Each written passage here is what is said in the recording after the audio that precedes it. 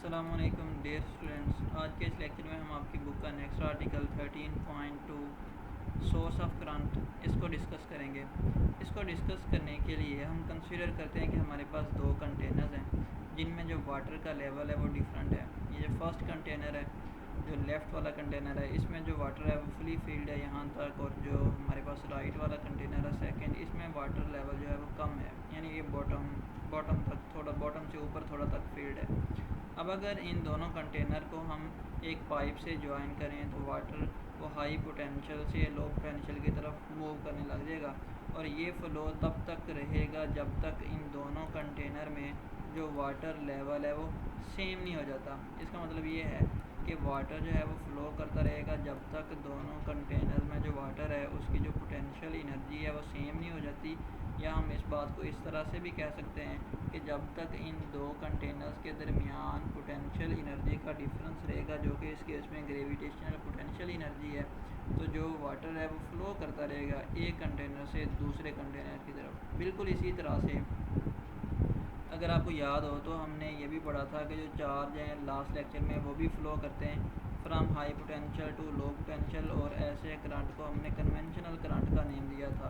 यानी जो पॉजिटिव वाली साइड थी बैटरी की वो हाई पोटेंशियल पे, और जो नेगेटिव वाली साइड थी वो लो पोटेंशियल पे। तो चार्ज यहाँ से हाई पोटेंशियल से लो पोटेंशियल की तरफ मूव करता है, और कब तक फिर मूव करता रहेगा, जब तक दोनों एंड्स के दरमियान पोटेंशियल डिफरेंस है वो बाकी रहेगा।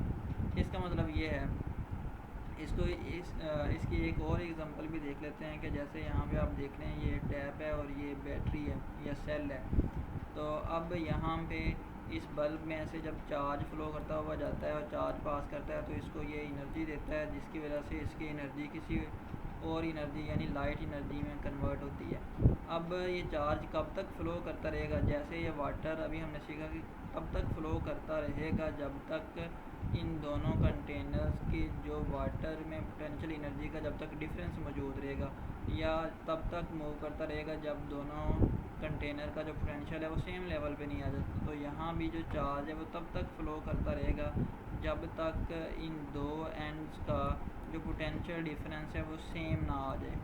तो इस बात का मतलब क्या हुआ कि अगर हमने किसी सर्किट में से चार्ज को फ़्लो करवाना है तो सोर्स ऑफ करंट फिर ऐसी डिवाइस होगी जो कि पोटेंशियल डिफरेंस क्रिएट करे, और जब तक पोटेंशियल डिफरेंस रहेगा चार्ज फ़्लो करता रहेगा, और चार्ज की जो एनर्जी है वो हम किसी और फॉर्म के अंदर कन्वर्ट कर सकते हैं। जैसे कि यहाँ पे भी आप देख सकते हैं कि ये वाली जो साइड है ये हाई पोटेंशियल है और ये लो पोटेंशियल है। तो यहाँ पे जो चार्ज है वो फ़्लो करता रहेगा तब तक जब तक ये दोनों पॉइंट्स जो है वो सेम पोटेंशियल पे नहीं आ जाते।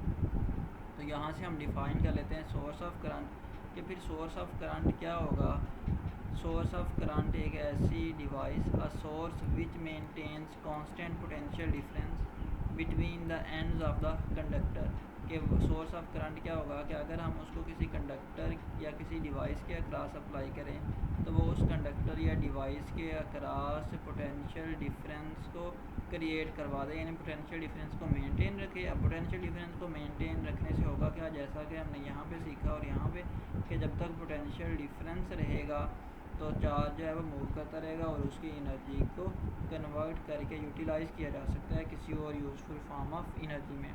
सो बेसिकली जो सोर्सेज ऑफ करंट हैं वो कन्वर्ट करते हैं some non electrical energy, for example chemical, mechanical, heat और सोलर एनर्जी को इलेक्ट्रिकल एनर्जी के अंदर। तो इसकी एग्जांपल देख लेते हैं। इसकी फ़र्स्ट एग्जांपल है जो सेल है, primary as well as secondary cell, वो कन्वर्ट करते हैं केमिकल एनर्जी को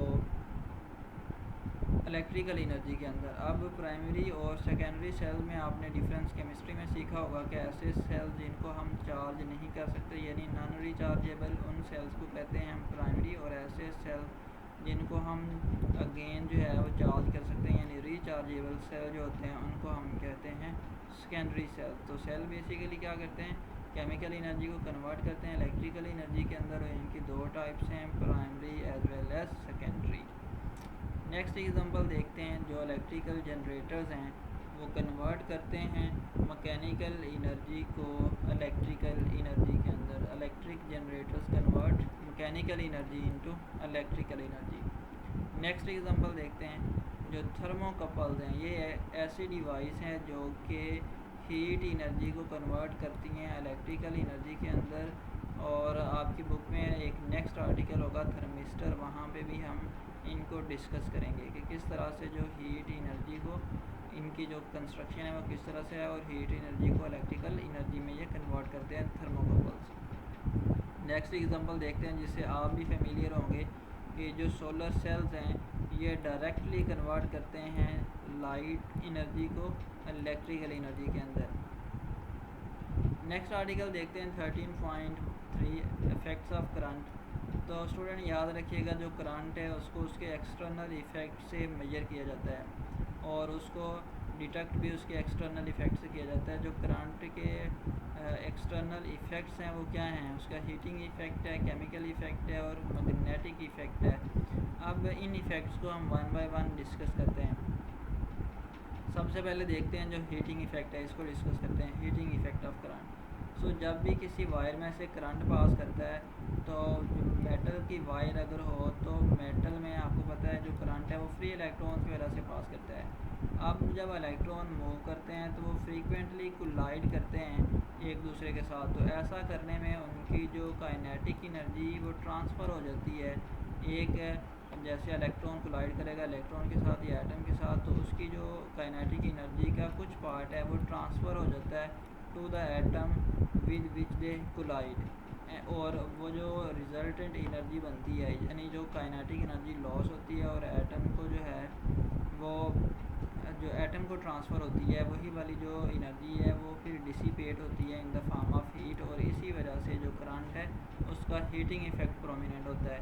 अब अगर किसी वायर में से जो गुजरने वाला करंट है उसकी मैग्नीट्यूड आई हो और जो उस वायर की रेजिस्टेंस आर हो और जितना टाइम है, जितने टाइम के लिए करंट पास कर रहा है वो टी है, तो जो हीट प्रोड्यूस है वायर में उसको हम इस फार्मूले से कैलकुलेट कर सकते हैं, H is equal to I square R into T.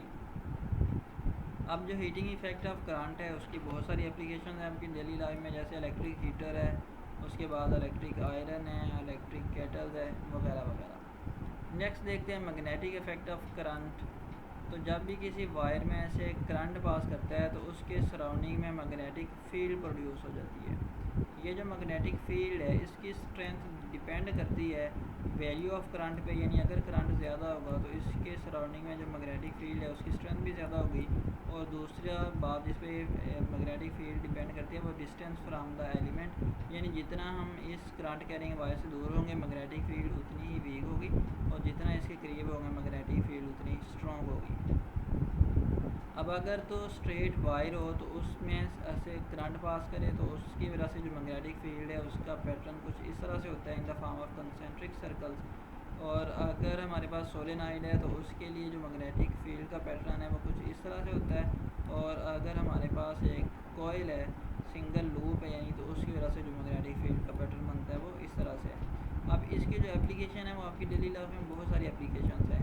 All the machines involve electric Motors also use the magnetic effect. वो सारी की सारी मशीन्स जो कि इलेक्ट्रिक मोटर पे कंसिस्ट होती हैं, यानी जिसमें इलेक्ट्रिक मोटर को यूज़ करते हैं उसमें मैग्नेटिक इफेक्ट जो है वो लाजमी यूज़ होता है।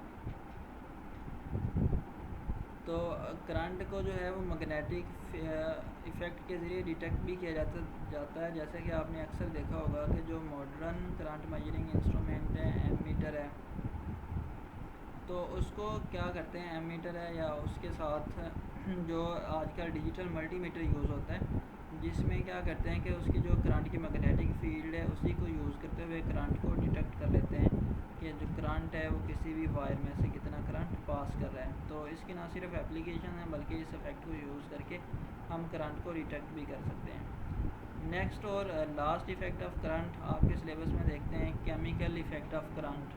तो केमिकल इफ़ेक्ट ऑफ करंट क्या है कि जब करंट किसी सॉल्यूशन में से पास करता है तो उसको उसके कंपोनेंट में डिकम्पोज कर देता है और केमिकल रिएक्शन की वजह से वो जो सॉल्यूशन है वो इलेक्ट्रिसिटी या करंट कंडक्ट करता है। तो इसको कहते हैं केमिकल इफ़ेक्ट ऑफ करंट। अब इसको रीड भी कर लेते हैं जो बात अभी हमने की। Certain liquids such as copper sulphate CuSO4 conduct electricity due to some chemical reaction take place within them. The study of this process, यानी जिस ऐसा प्रोसेस जिसमें किसी लिक्विड में से करंट पास करवाएं, तो उस प्रोसेस की जो स्टडी है उसको हम कहते हैं इलेक्ट्रोलिसिस। और chemical reaction during electrolysis of a liquid और due to chemical effects of current, के उस जो केमिकल रिएक्शन होते हैं उस लिक्विड में, वो केमिकल इफ़ेक्ट ऑफ करंट की वजह से होते हैं। अब इलेक्ट्रोलिसिस को परसाइज वर्ड में डिफ़ाइन भी कर लेते हैं। Chemical decomposition produce by passing an electric current through a liquid और solution containing ion is called electrolysis. के अगर किसी इलेक्ट्रोलाइट सोल्यूशन में से या लिक्विड में से करंट पास करें तो उसके वो जो सोल्यूशन या लिक्विड है वो डीकम्पोज हो जाता है आयंस के अंदर, तो उस प्रोसेस को कहते हैं इलेक्ट्रोलिसिस।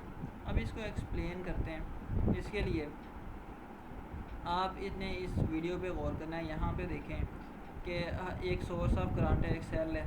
उस सेल को हमने वायर के ज़रिए और दो हमारे पास ये मेटल के इलेक्ट्रोड हैं, उनको डिप किया है एक वेसल के अंदर जिसके अंदर कोई सोल्यूशन है। और इसके अंदर किसका सोल्यूशन है? कॉपर सल्फेट का, जो कि वाटर के अंदर डिज़ोल्व किया गया है।